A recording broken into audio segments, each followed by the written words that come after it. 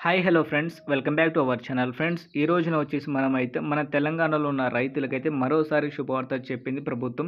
ఎప్పటి నుంచో మనమైతే వానాకాలం పంటకు సంబంధించిన పెట్టుబడి సాయం కింద ప్రభుత్వం నుంచి వచ్చే డబ్బులైతే ఏదైతే ఉందో ఇప్పుడు దాకైతే రాలేదని అయితే బాధపడుతున్నారు కదా. సో వాళ్ళకైతే ఈ రోజునైతే మంచి గుడ్ న్యూస్ అయితే చెప్పింది ప్రభుత్వము. సో ఏందంటే రైతులకి రైతు భరోసా డబ్బులైతే రైతుల ఖాతాలో అయితే జమ చేస్తుంది. సో ఏ విధంగా జమ చేస్తుందని దాన్ని బట్టి ఈరోజు ఈ వీడియోలో మాట్లాడదాం. సో ఈ వీడియోని మాత్రం మీరు ఎక్కడ స్కిప్ చేయకుండా పూర్తిగా ఎండ్ వరకు చూడండి. అలాగే మనకి రైతు బీమా పథకం అయితే ఏదైతే ఉందో దాంట్లో కూడా 5 లక్షల వరకు అయితే లోన్ మన 5 లక్షల వరకు అయితే ఉంది కదా పథకం.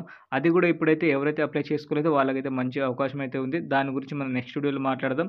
సో ఇప్పుడు వచ్చేసి మనకైతే రైతు భరోసా గురించి అయితే మాట్లాడదాం. వీడియోని మాత్రం మీరు లైక్ అండ్ షేర్ అయితే చేయండి.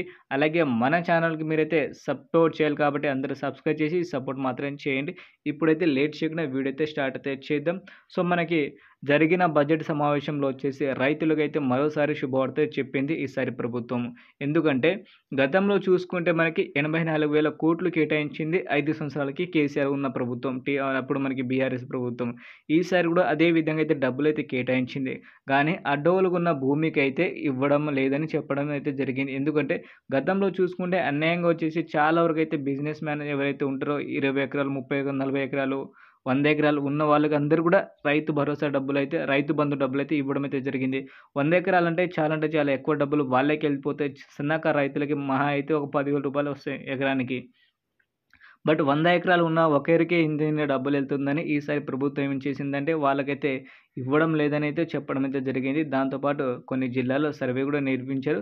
ఆ సర్వే ప్రకారంగా రైతుల దగ్గర నుంచి కూడా సమాచారం తీసుకున్నారు. కాబట్టి రైతులందరూ వచ్చేసి 10 ఎకరాల లోపే అని చెప్తున్నారు. సో మీ అభిప్రాయం కూడా చెప్పండి వీడియో కింద. దాంతోపాటు రైతు భరోసా డబ్బులు అనేది ఎప్పుడు జమ చేస్తుందంటే ప్రభుత్వం ఈసారి మనకి ఆగస్టు 1వ తారీఖున వచ్చేసి రైతుల ఖాతాలో జమ చేయడం అయితే జరుగుతుందని చెప్తున్నారు. అదే రోజున వచ్చేసి మనకి క్యాబినెట్ మీటింగ్ అయితే ఉంది.